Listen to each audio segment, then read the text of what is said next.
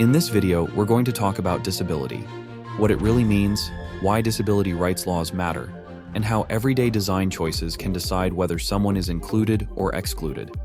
This isn't about charity or sympathy. It's about dignity, rights, and the way we build our world.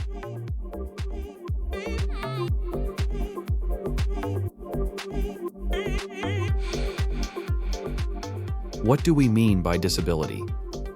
When many people hear the word disability, they imagine someone who can't do anything.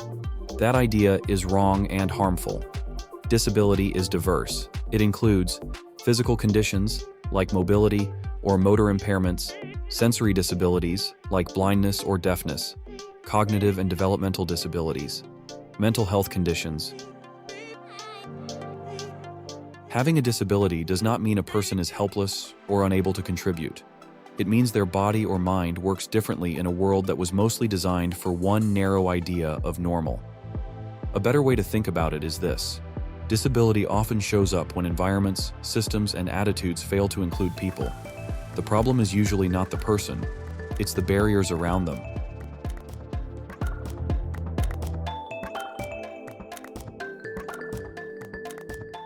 Disability does not mean inability. Think of a car with a different kind of engine. The car still works. It can still get where it needs to go, but it might need different fuel, different maintenance, or different roads. Disability works in a similar way. People may need ramps instead of stairs, captions instead of only audio screen readers, voice tools, or adapted keyboards, flexible schedules, or adjusted tasks. With the right supports and designs, disabled people can, and do, live full, productive, creative lives. The issue is not, can this person do anything? The issue is, have we designed our workplaces, schools, and public spaces so they actually can? From medical problem to social problem. For a long time, disability was treated mainly as a medical issue, a problem inside a person's body that doctors were supposed to fix. This is called the medical model. But disability is also deeply social and political. This is the social model of disability. It asks questions like, who can get into the building? Who can ride the bus or use the website? Who gets hired? And who is left out? In this view, a lot of what disables people is not their body or mind, but stairs without ramps or elevators, videos without captions, buses without lifts, workplaces that refuse flexible schedules, stereotypes that say, you can't, before anyone even asks what a person can do. When we change the environment, we reduce or even remove the barrier. Activism, protest, and the law. The rights disabled people have today did not appear automatically. They were fought for. In the United States, disabled activists organized protests, sit-ins, and direct action to demand basic access. One powerful example is the 28-day sit-in at a federal building in San Francisco in the 1970s, where disabled protesters occupied the space to demand enforcement of Section 504 of the Rehabilitation Act. Why does Section 504 matter? It was one of the first major laws to say that if an organization receives federal money, like a school or hospital, it cannot discriminate against disabled people. It must provide access and reasonable accommodations. Later, the Americans with Disabilities Act, ADA, expanded these protections to many workplaces, public spaces, transportation, and communication. These laws say, you can't deny someone a job just because they are disabled, if they can do the work with reasonable accommodations. Buses, trains, and public buildings must be accessible. Businesses and institutions must remove barriers where it's reasonable to do so. These laws came from people who refused to remain invisible. They turned disability from a private struggle into a public civil rights issue.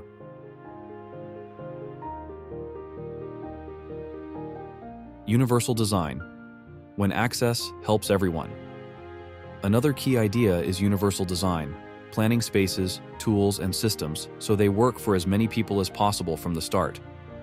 Some examples: curb cuts and ramps on sidewalks, automatic doors at entrances, captions on videos, large, clear fonts and good color contrast on signs and screens, voice-to-text and text-to-speech tools. These features are essential for many disabled people, but they also help parents with strollers, travelers with luggage, older adults, people in noisy places, and people learning a new language. Universal design shows that making the world more accessible for disabled people actually makes it better for everyone.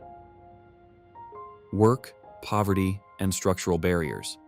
Even with these laws, disabled people still face major barriers in employment. Many employers admit they hesitate to hire disabled people because they assume they can't do the job, or they believe accommodations will be too complicated or expensive. But research and practice show that many accommodations are low cost or even free, simple to implement, beneficial for the whole team. Despite this, employment rates for disabled people remain much lower than for non-disabled people. That gap isn't about a lack of talent or motivation, it's about discrimination, stereotypes, inaccessible workplaces, inflexible policies.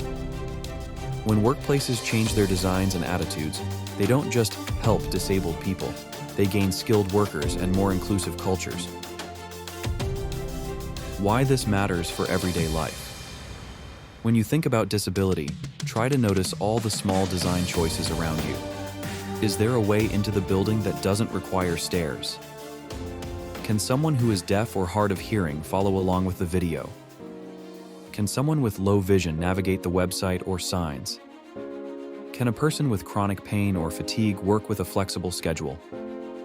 Each of these details can decide whether a person gets to attend a class, hold a job, see a doctor, visit a friend. Accessibility is not about extra favors. It is about making sure people can live their lives without being treated as problems to work around. Disability is common and diverse. It does not mean someone is incapable. The biggest barriers are often social, discrimination, bad design, and systems that ignore disabled people. Activists fought for laws like Section 504 and the ADA so that access and accommodations would be a right, not a favor. Universal design, ramps, captions, accessible tech helps disabled people and benefits almost everyone. If you remember one thing from this video, let it be this. Accessibility is about dignity and rights. A ramp, an automatic door, a caption, or a communication tool can be the difference between isolation and full participation. In your own life, you can make a difference by noticing barriers, speaking up for access, and supporting designs that include all of us. Thanks for watching.